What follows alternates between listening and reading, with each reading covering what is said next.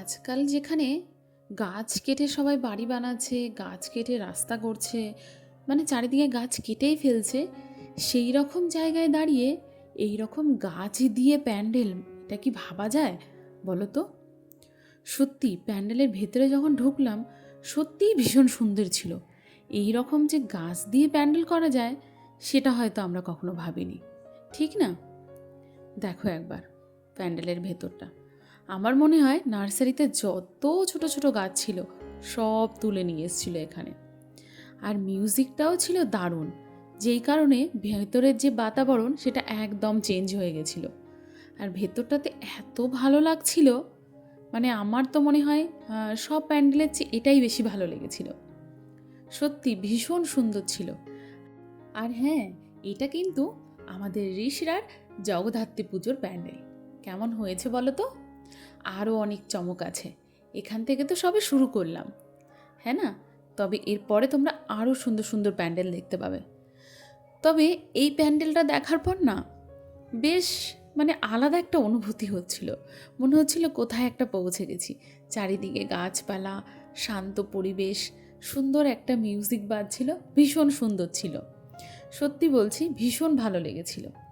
চলো, আগে আরও অনেক প্যান্ডেল আছে, তবে যেই প্যান্ডেলেই যাই না কেন কিছু ফটো তোলা তো হয়েই থাকে, আর সঙ্গে কিছু ভিডিও।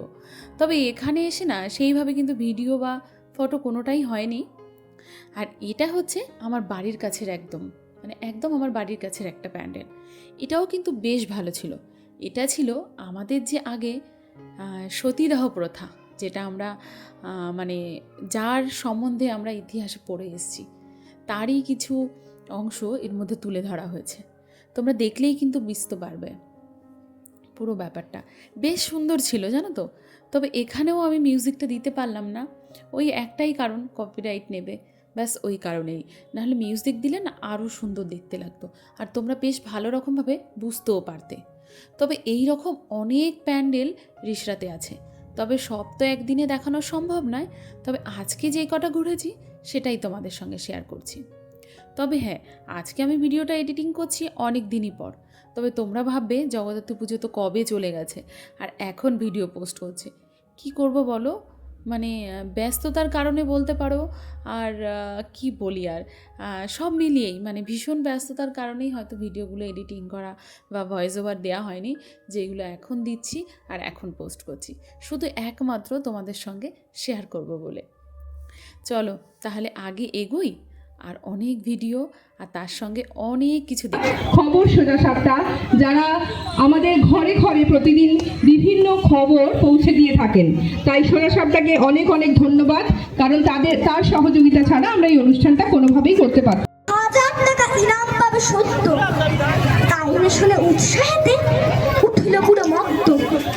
যা আমার পরে না থেকে শুক্ল কত গন্ধ, রইল অটল দেখল লোকে বিস্ময় বাগ বন্ধু। রাজ্যে হলো জয় জয়কার, বাজিল কাসুর ঢক্কা,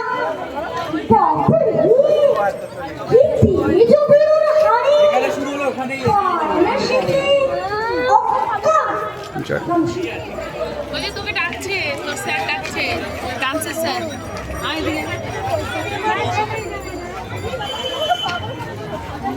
জায়গা না বেটা।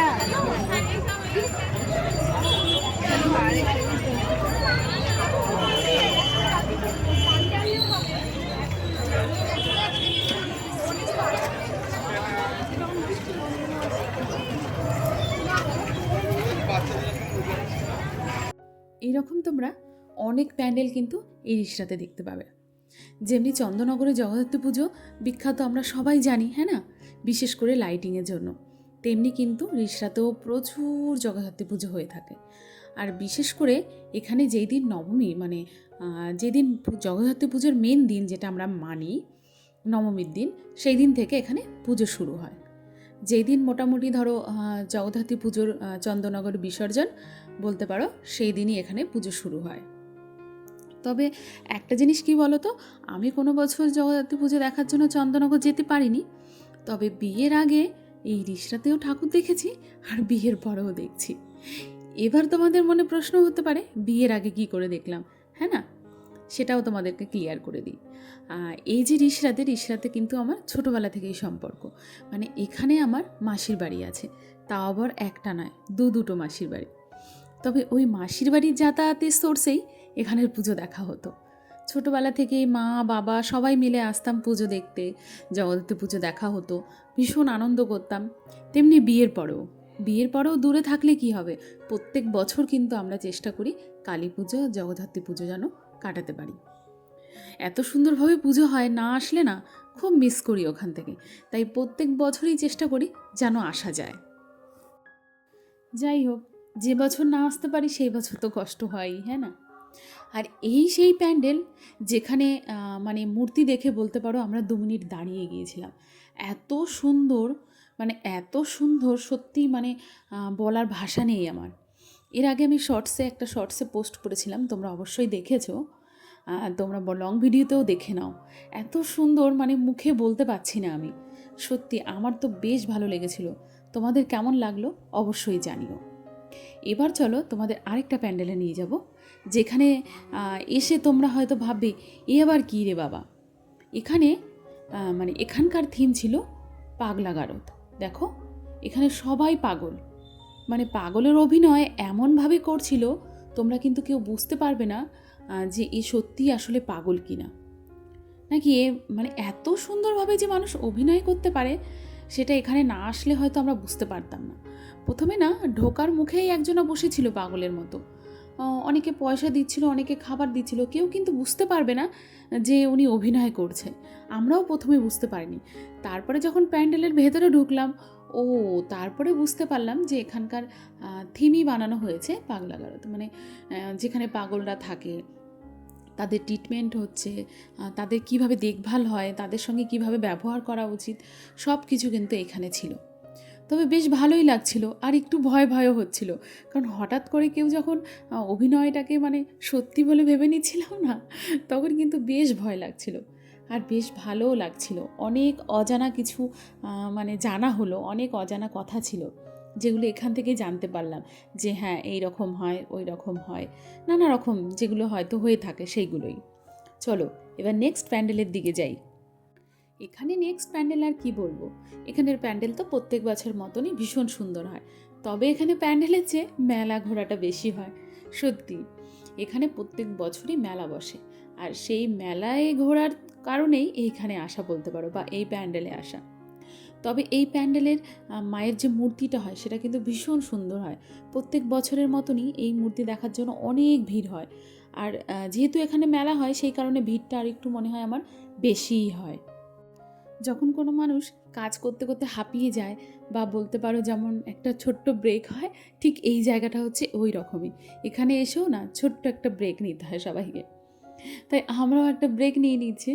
মানে অর্ধেকটা ঘোরা হয়েছে, অর্ধেক রিক্সা ঘোরা হয়েছে, আরও বাকি আছে। তাই ভাবলাম এখানে একটু ব্রেক নিয়ে খেয়ে দিয়ে তারপরে যতটা দেখা যায়। তাই এখানে সবাই মিলেই ওই বসে পড়েছি খাওয়ার জন্য। আর বাচ্চাদের যা হয়, খাবার তো এখনও আসেনি, কিন্তু বাচ্চারা তো ওই খাবার আর ওই মেলার দিকেই তাকিয়ে আছে। যাই হোক, খাবার দাবার তো এখান থেকে কমপ্লিট হলোই, কিন্তু আরও তো বাকি আছে মেলা ঘোরা, সেটাও তো ঘুরতে হবে, আর আরও অনেক প্যান্ডেল দেখা বাকি আছে। তবে আমার আর এনার্জি নেই। আচ্ছা একটা কথা বলো তো, আমার মতো কে আছে এরকম যার পেট ভরার পরে আর এনার্জি থাকে না? আমি তো জানি পেট খালি থাকলে মানুষের এনার্জি থাকে না, খেয়ে দিয়ে তারপরে মানুষ মানে একদম স্ট্রং হয়ে যায়। আর আমার উল্টো, খাওয়া দাওয়ার পরে যেন আর মানে গায়ে আর জোর নেই, আর হাঁটতে পারবো না, এই রকম অবস্থা। তাই মনে হচ্ছে এবার বাড়ি গেলেই ভালো হয়, কিন্তু যেহেতু একবার কষ্ট করে বেরিয়েছি তাই একটু তো দেখতে হবেই, হ্যাঁ না? তাই ভাবলাম চলো আর একটু প্যান্ডেল ঘুরে নিই, তারপরেই বাড়ি যাব। ব্যাস ওই ভেবেই আর একটু হাঁটাহাঁটি শুরু। আর এই প্যান্ডেলের কাছে এসে না মনটা একটু বেশিই ভালো হয়ে গেল, জানো তো।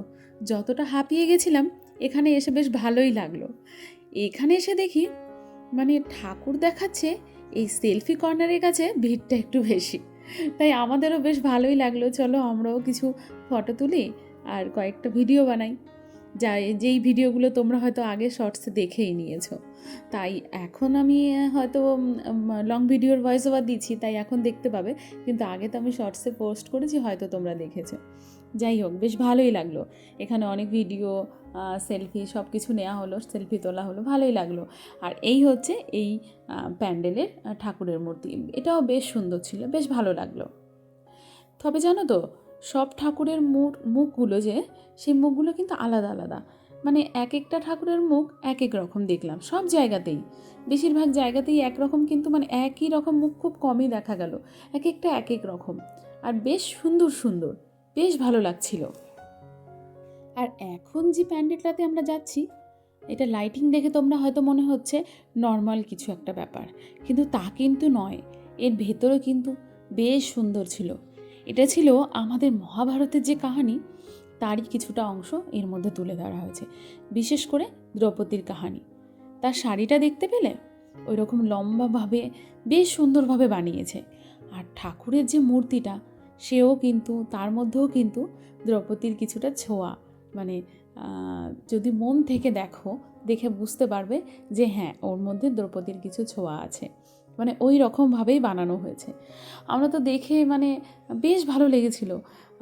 মানে একটা জিনিস হয় না, নতুনত্ব কিছু দেখলে ভালো লাগে। এখানে যে এই রকমভাবে একটা থিম বানানো হয়েছে, সেটা তো আমরা জানতাম না। যখন আসলাম দেখে আমাদের কিন্তু ভালো লেগেছে। তোমরাও দেখো, তোমাদেরও বেশ ভালো লাগবে। আমরা মানে হেঁটে হেঁটে ঠাকুর দেখে যতটা হাঁপিয়ে গেছিলাম, এইখানে এসে কিন্তু মানে সেটা আর ফিল হচ্ছিল না। এখানে আসার পর একটা আলাদা অনুভূতি ছিল, আর ভেতরে একটা আলাদা অনুভূতির মিউজিকও ছিল তার সঙ্গে। দেখো কি সুন্দর না, সত্যি মানে এখানে একটা আলাদা ভাবনা, আলাদা ধরনের প্যান্ডেল, একদম সম্পূর্ণভাবে আলাদা ধরনের প্যান্ডেল। ভীষণ ভালো ছিল জানো তো। আর তারপর তার যে লেখাগুলো ছিল, সেগুলো এক একটা পড়তে পড়তে একদম লাস্ট পর্যন্ত পৌঁছে যাই। আর দেখো, বলেছিলাম না মূর্তিটা ভীষণ অদ্ভুত আর ভীষণ সুন্দর। দেখো, তোমরা দেখলেও কিন্তু বুঝতে পারবে। আর পুরো যে মহাভারতের কাহিনী, সবটাই মোটামুটিভাবে এখানে তুলে ধরা হয়েছিল। এই প্যান্ডেলে এসে দেখি বড়দের যেমন ভালো লাগছে, বাচ্চাদেরও কিন্তু বেশ ভালো লাগছে। বাচ্চারাও কিন্তু বেস্ট, মানে সব কিছু জিনিস খুঁটে খুঁটে দেখা, পড়া, সেই জিনিসগুলো কিন্তু বাচ্চাদের মধ্যেও ছিল। সেটা দেখেও বেশ ভালো লাগলো। যাই হোক, তোমাদের এই ঋষরাজ জগদ্ধাত্রী পুজোর প্যান্ডেল কেমন লাগলো বলো তো? আশা করি সবার খুব ভালো লাগবে। আর সত্যি কথা বলতে, আমি সব তো দেখাতে পারলাম না। যতটা প্যান্ডেল মানে আমি দেখেছি, চেষ্টা করলাম সেইগুলোই তোমাদের সঙ্গে শেয়ার করার। তোমরা কিন্তু জগদ্ধাত্রী পুজো দেখতে যেমন চন্দননগরে যাও, চেষ্টা করো একবার ঋষরাতে আসার। এখানে এসে দেখে যেও, আশা করি তোমাদের ভালো লাগবে। যাই হোক, চলো তাহলে আবার তোমাদের সঙ্গে দেখা হবে না হয় নেক্সট কোনো ব্লগে বা নেক্সট কোনো রেসিপিতে। তোমরা সবাই খুব ভালো থেকো আর সুস্থ থেকো। আর হ্যাঁ, ওই যে বললাম না, একবার জগদ্ধাত্রী পুজোয় কিন্তু ঋষরাতে এসো। আশা করি তোমাদের খুব ভালো লাগবে। সত্যি বলছি, ভীষণ ভালো লাগবে। আমরা তো চেষ্টা করি প্রত্যেক বছর আসার, যেহেতু আমি এখানে থাকি না, তাও চেষ্টা করি। তোমরাও এসো। চলো তাহলে, টাটা।